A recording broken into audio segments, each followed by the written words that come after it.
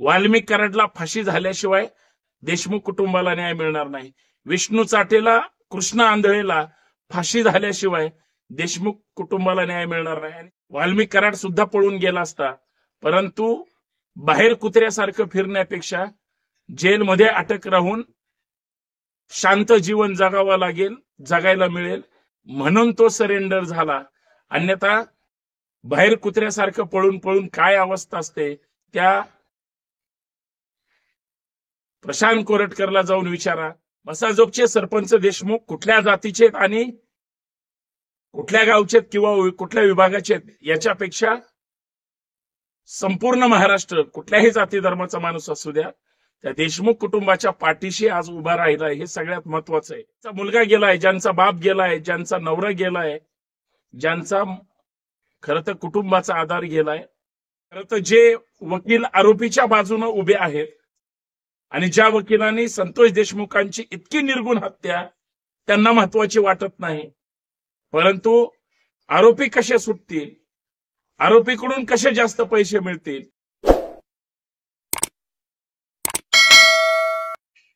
आमिर खान ह्या अभिनेत्याला संवेदना आहेत परंतु राज्याच्या मुख्यमंत्र्याला संवेदना नाहीत, याच्यापेक्षा दुर्दैवी गोष्ट काय असू शकते।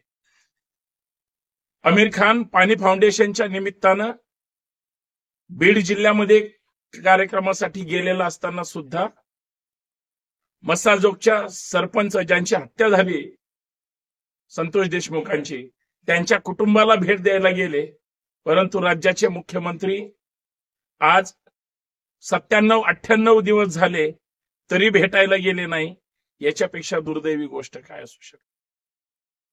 खरं तर देशमुख कुटुंबाला ज्या पद्धतीनं आज सपोर्टची गरज आहे, खरं तर जे वकील आरोपीच्या बाजूने उभे आहेत आणि ज्या वकिलांनी संतोष देशमुखांची इतकी निर्गुण हत्या त्यांना महत्वाची वाटत नाही, परंतु आरोपी कसे सुटतील, आरोपीकडून कसे जास्त पैसे मिळतील किंवा आरोपीच्या वतीनं उभं राहिलं तर त्यांना प्रसिद्धी मिळेल, ह्या कपाळ करंट्या धोरणाच्या पुढे मला महाराष्ट्रातली माणुसकी हरवली की काय याची चिंता जास्त वाटते आणि त्या मुद्द्यावर चर्चा करायची आहे।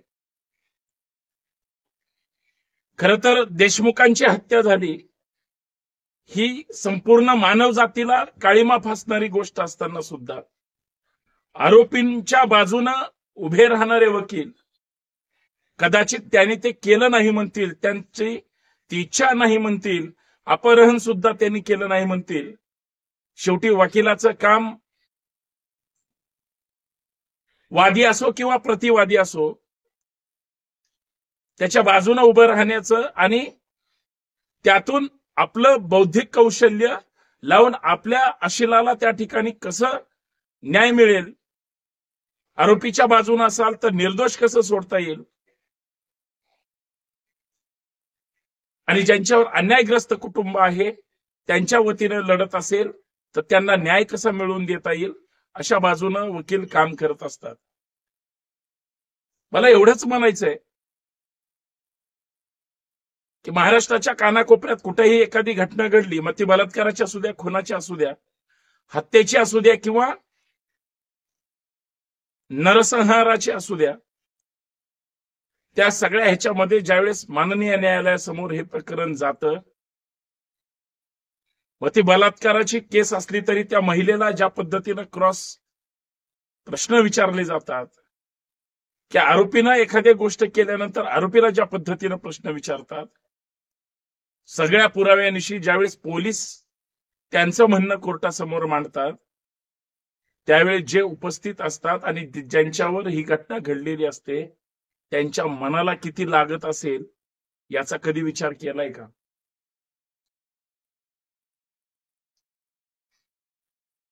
मसाजोगचे सरपंच देशमुख कुठल्या जातीचे आणि कुठल्या गावचे किंवा कुठल्या विभागाचे याच्यापेक्षा संपूर्ण महाराष्ट्र कुठल्याही जाती धर्माचा माणूस असू द्या, त्या देशमुख कुटुंबाच्या पाठीशी आज उभा राहिला हे सगळ्यात महत्वाचं आहे।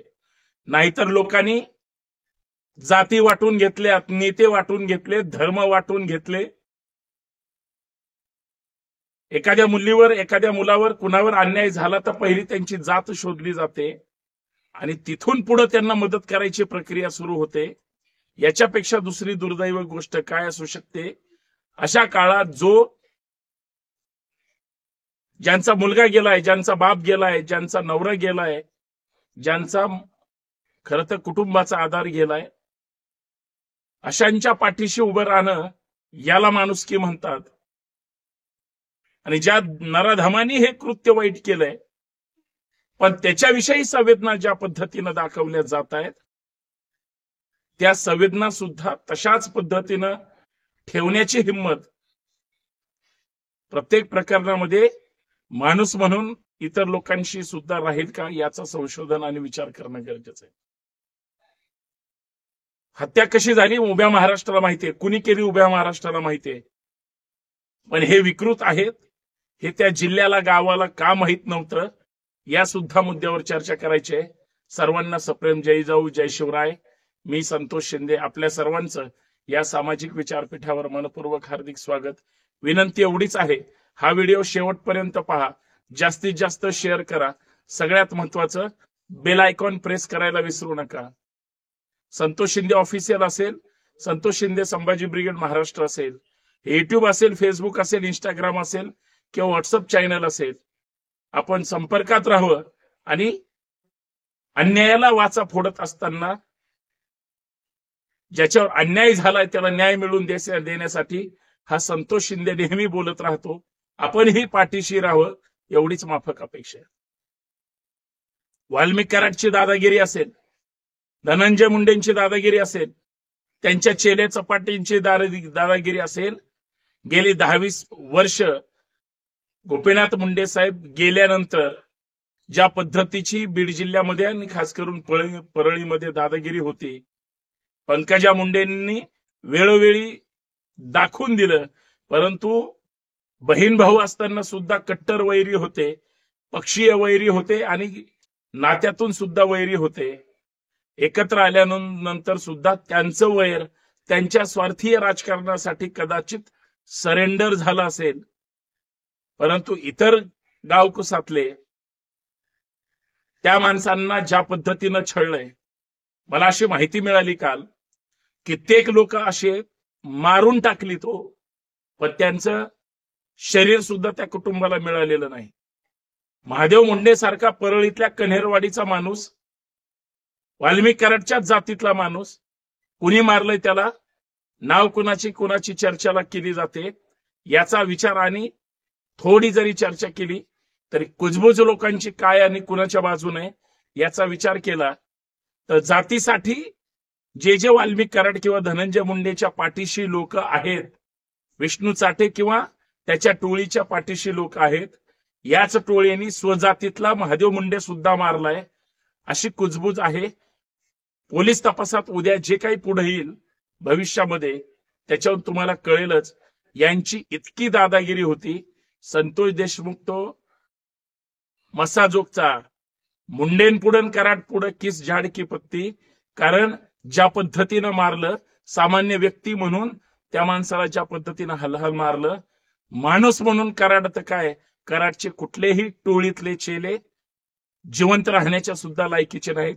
वाल्मिक कराडला फाशी झाल्याशिवाय देशमुख कुटुंबाला न्याय मिळणार नाही. विष्णू चाटेला, कृष्ण आंधळेला फाशी झाल्याशिवाय देशमुख कुटुंबाला न्याय मिळणार नाही. आणि सगळ्यात महत्वाचं, कृष्ण आंधळे अजूनही फरार आहे. आरोपींना पळून जाण्यामध्ये आणि फरार राहण्यामध्ये कुणाचा सहभाग आणि हात आहे?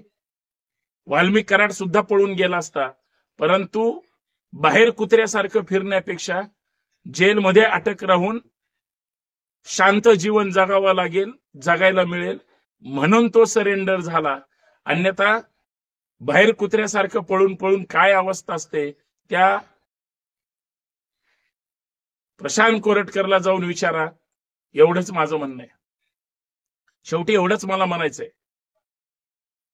की देशमुख कुटुंबाला न्याय मिळवून देत असताना किंवा मिळणं गरजेचं असताना जे वकील देशमुख कुटुंबाच्या विरोधातल्या आरोपींचे वकील म्हणून काम करतात ते कुठल्या जातीचे आहेत किंवा कोण आहेत याच्यापेक्षा ते नराधमांच्या पाठीशी आहेत हे माझ्या मनाला काही पटत नाही. म्हणून मी आपल्या समोर हा व्हिडिओ घेऊन आलो की एकदा तरी त्या वकिलांनी विचार करावा. कारण लोक स्वार्थापुढे कशाचा विचार करत नाहीत.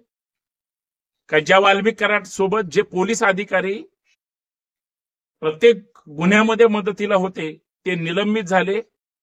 काल परवा झालेली धुळवडीमध्ये ते थेट जेलर सोबत अर्थात न्याय देणाऱ्या न्यायाधीशासोबत धुळवड खेळत असतील, याच्यापेक्षा काय दुसरी गोष्ट असू शकते. किंवा त्यांचे किती हितसंबंध आहेत याची कल्पना न केलेली बरी. शेवटी एवढंच सांगतो, न्याय देशमुख कुटुंबाला मिळाला पाहिजे आणि त्याच्या पाठीशी महाराष्ट्रानं असलं पाहिजे, तरच माणुसकी आणि संवेदना टिकतील. अन्यथा पैशाच्या बाजारामध्ये भावनांचा चुरडा होईल. एवढंच मला या माध्यमातून सांगायचं. जय शिवराय, जय महाराष्ट्र, सत्य की जय हो.